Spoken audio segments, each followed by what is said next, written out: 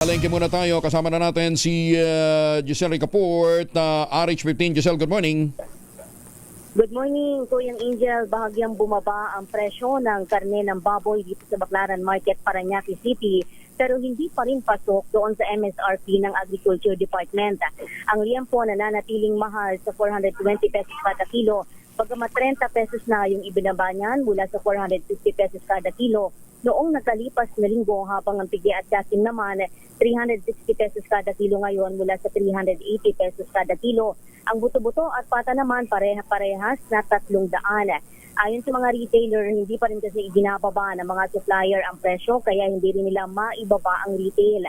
Sa manok naman, bahagya rin bumaba ang presyo ng whole chicken, 220 pesos ang kada kilo ngayon mula sa 240 pesos kada kilo. Habang ang presyo, gita, pakpak at atay balunan, pare-parehas sa 240 pesos kada kilo ngayon. Sa isda naman, nagmura yung ilan kagaya ng galunggong na 240 kada kilo mula sa 300 kada kilo noong nakalipas na linggo, habang ang dalagang bukid nagmura rin ng 40 pesos, 300 na lang ngayon.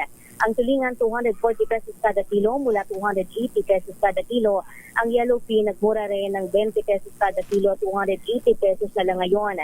Ang tambakol mula sa 280 pesos kada kilo, 200 hanggang 260 na lang ang kada kilo ngayon. Habang nakapako naman yung presyo ng tilapia sa 160 pesos kada kilo, gayon din ang bangus na nasa 200 hanggang 240 pesos ang kada kilo dito sa pamilihan. Sa gulay naman, tumaas pa ang presyo ng bawang sa 180 pesos kada kilo mula sa 140 hanggang 170 pesos sa mga nakalipas na araw.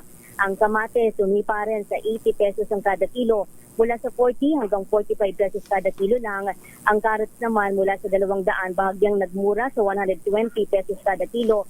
Gayon din ang patatas sa 150 ngayon mula sa 200 sa mga nakalipas na araw. Ang pipino, 100 na lang ngayon mula 150 pesos kada kilo. Ang siling pansigang, 200 mula 180 pesos kada kilo. Ang sibuyas, 50 pesos ang iminura, 150 pesos na lang ngayon.